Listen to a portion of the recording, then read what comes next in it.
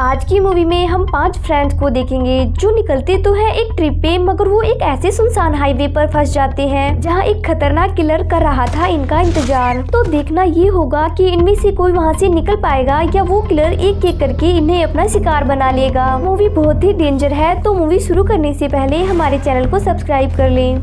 Movie की शुरुआत में हम एक कार को देखते हैं जो एक सुनसान सड़क से जा रही होती है और तभी अचानक से कार का टायर फट जाता है और कार वहीं पर रुक जाती है। फिर कार में बैठे लोग बाहर निकलते हैं जिसमें 3 लड़के और 3 लड़कियां होती हैं। उनमें लड़कों का नाम टॉड, एरिक और जेफ होता है और लड़कियों का कैरिन, जूडी और सारा। वो सभी शहर के बाहर हो रहे एक फेस्टिवल में जा रहे थे। वो सड़क बिल्कुल सुनसान थी, वहाँ उनके अलावा उन्हें कोई भी नहीं दिखाई देता। उनके कार का टायर पंचर हो गया था, इसलिए वो एक दूसरा टायर निकालते हैं। फिर वो सभी टायर चेंज करने लगते हैं क्योंकि टायर बदलते ही उन्हें यहाँ से निकलना था। वहीं सारा अपना फोन निकालती है तो देखती है वहाँ पर ठीक से सिग्नल नहीं मिल रहे थे। फिर जेफ टायर चेंज करने लगता है और वो गाड़ी के पंचर टायर को जब निकालता है तो उसके अंदर से एक बुलेट नीचे गिरती है। मतलब ये था कि किसी ने उनके टायर में गोली मारी थी जिससे उनका टायर पंचर हुआ था। फिर उन्हें कुछ आवाज सुनाई देती है। तो देखते हैं उनका टायर ढलान से लुढ़कता हुआ नीचे की ओर जा रहा था। फिर टॉड उसे पकड़ने के लिए भागता है और सारा जब गाड़ी की दूसरी साइड आती है तो वो देखती है कि जेफ के सर में एक बड़ा सा छेद हो गया है, किसी ने उसके सर में गोली मारी है। ये देखकर सारा कुछ रिएक्ट करती उससे पहले ही उसे भी एक गोली आकर लगती है। ये देखकर सब हैरान हो जाते हैं। सारा अपने दोस्तों की तरफ हाथ बढ़ाती है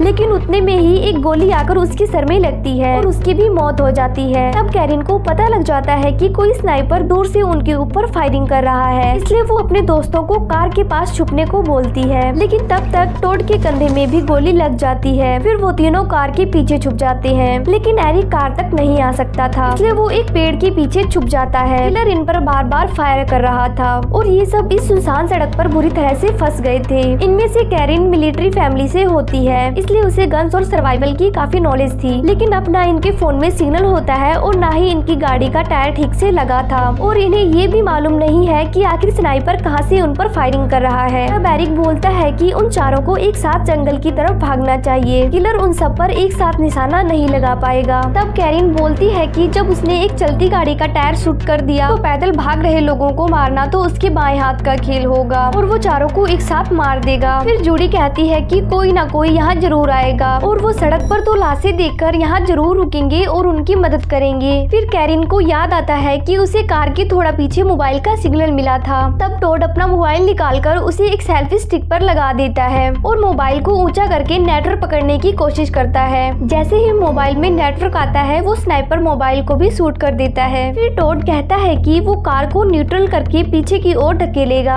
जिससे उन्हें नेटवर्क भी मिल जाएगा और वो कवर में भी रहेंगे। लेकिन फिर वो देखते हैं कि उनकी कार ढलान पर खड़ी है, अगर वो उसे न्यूट्रल करते हैं तो उनकी कार आगे की ओर लुढ़कना शुरू कर देगी। टॉड के कंधे पर गोली लगी हुई है, इसलिए वो दोनों लड़कियां उस कार को रोक नहीं पाएंगी। और दूसरी मुसीबत ये भी थी कि जैसे ही टॉड कार को न्यूट्रल करने उसके अंदर जाएगा तो स्नाइपर उसे गोली मार देगा और ये प्लान उन्हें काफी रिस्की लगता है, लेकिन उन्हें कुछ तो करना पड़ेगा। फिर कैरिन अपनी हुड्डी निकालकर उससे स्नाइपर का ध्यान भटकाने लगती है और वहीं जूडी और एरिक अपने मोबाइल में वीडियो रिकॉर्ड करने लगते हैं कि वो उससे स्नाइपर की लोकेशन पता कर सके। फिर स्नाइपर उनकी चाल में फंसकर हुड्डी पर गोली चलाने लगता है। तभी टॉड जल्दी से कार में जाकर उसमें चाबी तो लगा देता है, लेकिन उसे न्यूट्रल नहीं कर पाता और उसे बाहर आना पड़ता है। लेकिन उन्हें वीडियो देखकर ये पता लग जाता है कि आखिर स्नाइपर कहां से फायरिंग कर रहा है। स्नाइपर असल में एक बड़े से पेड़ के ऊपर चढ़कर बैठा था और उसने एक ऐसा सूट भी पहना हुआ था कि अगर कोई पेड़ के पास जाकर भी देखे तो वो उसे नहीं दिखेगा।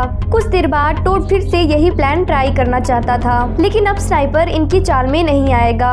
अब टॉड को कार के पीछे पड़ा टूल बॉक्स दिखाई देता है। वो भागकर उसे ले आता है और उसके ढक्कन को अपने हाथ पर बांधकर एक सिल टाइप बनाने लगता है। कैरिन टूल बॉक्स में से हथौड़ा, चाकू और लाइटर को अपने पास रख लेती है और इधर एरिक को इनके प्लान के बारे में कुछ भी नहीं पता था, तो उसे ये डर लग रहा था कि ये तीनों उसे अकेला छोड़कर यहाँ से भागने वाले हैं। अब कैरिन और जूडी कार को पीछे धकेलने के लिए तैयार हो जाती हैं और टॉड कार के अंदर जाकर उसे न्यूट्रल में कर देता है, लेकिन उसके हाथ में एक और गोली लग जाती है। फिर जिसका डर था वही होता है, कार पीछे की जगह आगे की ओर लुढ़कना शुरू कर देती है। टॉड भी उन दोनों की मदद करने आता है, लेकिन वो उस कार कार को नहीं रोक पाते और इस बीच जूडी गिर के पीछे ही रह जाती है। स्नाइपर कार की टायर में गोली मारता है जिससे वो कार रुक जाती है। और अजीब बात थी कि जूडी बिल्कुल ओपन में ही बैठी हुई थी, लेकिन स्नाइपर उसे फिर भी गोली नहीं मार रहा था। ये देखकर कैरन को लगता है कि शायद स्नाइपर रीलोड कर रहा होगा, तो वो जूडी को भागने का बोलती है। ये सुनकर एरिक भी जंगल की तरफ भागने लगता है, लेकिन तभी एक गोली सीधा उसके पैर में आकर लगती है। एरिक फिर भी भागने की कोशिश करता है, लेकिन स्नाइपर उसकी दूसरी टांग में भी गोली मार देता है और फिर स्नाइपर उसे एक गोली और मारता है और उसे वहीं तड़पने के लिए छोड़ देता है। असल में उसने कोई रिलोड नहीं किया था, उसने जूडी को चारे की तरह यूज किया ताकि एरिक बाहर निकले और वो उसे मार सके। उसके लिए ये सब एक गेम की तरह है। एरिक अपने बेल्ट से अपने पैर को बांध लेता है ताकि उसका ज्यादा खून ना निकले और वो बेहोश हो जाता है। इधर कैरिन अपने साथ लाए लाइटर से हथौड़े को गर्म करती है और उसे टोड के घाव पर लगा देती है, जिससे टोड को दर्द होता है लेकिन उसका खून बहना रुक जाता है। फिर कुछ घंटे ऐसे ही बीत जाते हैं और गर्मी के कारण सबकी हालत खराब हो गई थी। तभी टोड देखता है कि कार की बैक सीट पे पानी की एक बोतल पड़ी हुई है। कैरिन हथौड़े की मदद से बोतल को बाहर निकालती है और फिर तीनों उसमें से थोड़ा थोड़ा पानी पीकर बोतल को एरिक की तरफ फेंक देते हैं। एरिक बोतल उठाकर उसमें से पानी पीने ही वाला था, लेकिन स्नाइपर उसके हाथ में भी गोली मार देता है और उस स्नाइपर ने खुद के लिए खाने और पीने का पूरा इंतजाम कर रखा था। कुछ देर बाद टोड देखता है कि सारा की बॉडी को कौवे खा रहे थे। ये देखकर उसे बहुत बुरा लगता है। जूडी कैरिन को अपनी सिस्टर की एक फोटो दिखा रही थी जिससे वो शायद अब कभी नहीं मिल पाएगी। टोड भी उन्हें बताता है कि वो और सारा जल्दी ही शादी कर अपनी फैमिली शुरू करने वाले थे, पर अब सब कुछ खत्म हो गया। टोड अब पूरी तरह से हिम्मत हार चुका था और वो अब कवर से बाहर आ जाता है ताकि स्नाइपर उसे मारकर किस्सा खत्म करे, लेकिन स्नाइपर उससे सूट नहीं करता। तब वो सारा की बॉडी के पास जाकर उसका हाथ पकड़कर वहीं पर बैठ जाता है। इधर एरिक को झाड़ियों से कुछ आवाजें आने लगती हैं और एक भेड़िया निकलकर एरिक को खाने उसके पास आता है। शुरू में एरिक को डर लगता है, लेकिन बाद में वो इससे खुश हो जाता है क्योंकि उसे पता था कि वो अब नहीं बचेगा। भेड़िया उसे खाता उससे पहले ही एरिक खुद ही दम तोड़ देता है। टोड को इससे बहुत बुरा लगता है, लेकिन तभी वो देखता है एक कार इनकी तरफ ही आ रही है और उन्हें रुकने का इशारा करता है, लेकिन स्नाइपर उस पे गोलियां चलाने लगता है, जिसे सुनकर भेड़िया भी भाग जाता है और आखिर में स्नाइपर सीधा टोड के हार्ट में गोली मारता है, जिससे टोड भी सारा के पास ही गिरकर मारा जाता है। जो कार इस तरफ आ रही थी उसमें 3 लोग बैठे थे,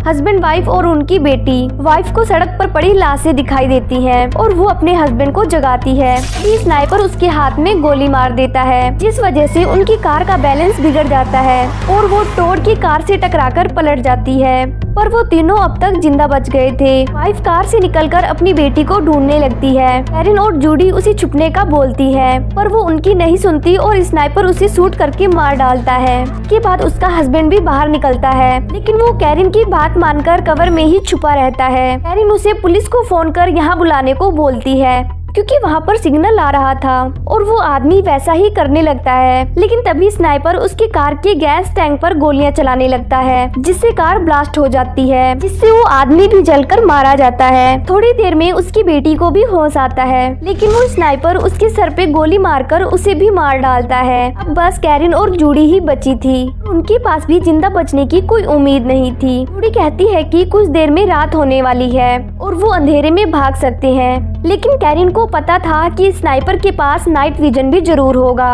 और वो रात में भी उन्हें देख लेगा। भी कैरिन की नजर जलती हुई कार पर जाती है और उसे एक आइडिया आता है। वो वहाँ पर धुआं करके वहाँ से निकलने का सोचती है। फिर कुछ देर बाद रात हो जाती है और चारों ओर अंधेरा छा जाता है, लेकिन स्नाइपर को इससे ज्यादा फर्क नहीं पड़ता। वो अपना नाइट विजन ऑन कर लेता है और इधर कैरिन और जूडी एक चाकू से कार का टायर काट के उसकी ट्यूब बाहर निकालने लगती है और फिर उससे कार की बैक सीट पर पटककर उसमें आग लगा देती हैं, जिससे वहाँ पर ढेर सारा धुआं निकलने लगता है। और उन दोनों ने अपने मुंह पर कपड़ा भी बांध लिया था ताकि टायर के जहरीले धुएं से वो बची रहे। अब स्नाइपर को कुछ भी नहीं दिख रहा था, तो वो अंधाधुंध गोलियां चलाने लगता है। अब ये दोनों यहाँ से भागने ही वाली थी, तभी इनकी नजर एक पुलिस ट्रक पर पड़ती है जिसमें 4 पुलिस वाले थे। मतलब ये कि मरने से पहले उस आदमी ने पुलिस को कॉल करके सब बता दिया था। इनमें 2 ऑफिसर शार्प शूटर भी थे, लेकिन उन्हें अभी तक स्नाइपर की लोकेशन नहीं पता थी। यहाँ के हालात देखकर शेरिफ और बैकअप मंगवा लेता है, लेकिन तभी एक गोली ड्राइवर सीट पर बैठे एक ऑफिसर को आकर लगती है, तो उसका जबड़ा चीरते हुए निकल चल जाती है। वो मर तो जाता है लेकिन उसका पैर एक्सीलेटर पर रखा हुआ था तो उनका ट्रक आगे की ओर बढ़ने लगता है, जिसकी वजह से पीछे खड़े ऑफिसर में से एक नीचे गिर जाता है और उसे भी किलर हेडशॉट देकर मार डालता है। अब इन सब के बीच कैरिन जूडी को भागने का बोलती है, लेकिन जूडी हिम्मत नहीं कर पा रही थी। वो कैरिन अकेले ही जंगल की तरफ भागने लगती है, लेकिन थोड़ा आगे जाने पर ही एक गोली सीधा उसके सर में आकर लगती है और कैरिन भी मारी जाती है। दोनों पुलिस वाले जूडी की तरफ आ गए थे। वो भागकर उनके ट्रक के पीछे छुप जाती है। वो उन दोनों से कहती है कि उन्हें ट्रक में बैठकर यहाँ से निकल जाना चाहिए, लेकिन ये लोग अपने साथियों की मौत का बदला लेना चाहते थे। फिर वो दोनों किलर की तरफ अंधाधुंध फायरिंग करने लगती हैं। उसे एक भी गोली नहीं लगती और वो किलर इन दोनों पुलिस वालों को ही शूट करके मार डालता है। बस जूडी ही जिंदा बची थी और वो हिम्मत करके उस पुलिस कार में बैठती है, उसे तेजी से चलाने लगती है। स्नाइपर भी उसे शूट करने की कोशिश करता है, बस उसके कंधे पर ही गोली मार पाता है। जूडी असल में कहीं और नहीं बल्कि स्नाइपर की तरफ ही आ रही थी। जूडी पुलिस कार को उसी पेड़ में लाकर ठोक देती है जिसके ऊपर स्नाइपर बैठा हुआ था और झटका लगने के कारण स्नाइपर और उसकी राइफल दोनों ही नीचे आकर गिरते हैं। फिर जूडी जल्दी से वो राइफल उठा लेती है और किलर उसके बिल्कुल सामने होता है। वो अपने चाकू को लेकर जूडी की तरफ बढ़ने लगता है। तब जूडी उस पर 3-4 गोलियां चलाती है जिससे वो नीचे गिर जाता है। फिर जूडी उसके सर में गोली मारने वाली थी, लेकिन तभी आखिरी गोली राइफल में जाम हो जाती है। जूडी राइफल से ही उसके सर में मार कर उसे जान से मार देती है। जूडी देखती है किलर ने राइफल पे कुछ लाइनें बना रखी। जितनी ये लाइनें होती हैं, उतने मासूम लोगों को इस किलर ने आज तक अपना शिकार बनाया होता है। और राइफल की दूसरी साइड जूडी के दोस्तों की लाइन बनी हुई थी। ये देखकर जूडी को और ज्यादा गुस्सा आ जाता है और वो एक आखिरी बार किलर के हेड पे मारती है, लेकिन इस झटके से जो बुलेट जाम हुई थी वो चल जाती है और सीधी जूडी के गले में जाकर लगती है, जिससे किलर के साथ साथ जूडी भी मारी जाती है। और इसी सीन के साथ मूवी का एंड हो जाता है।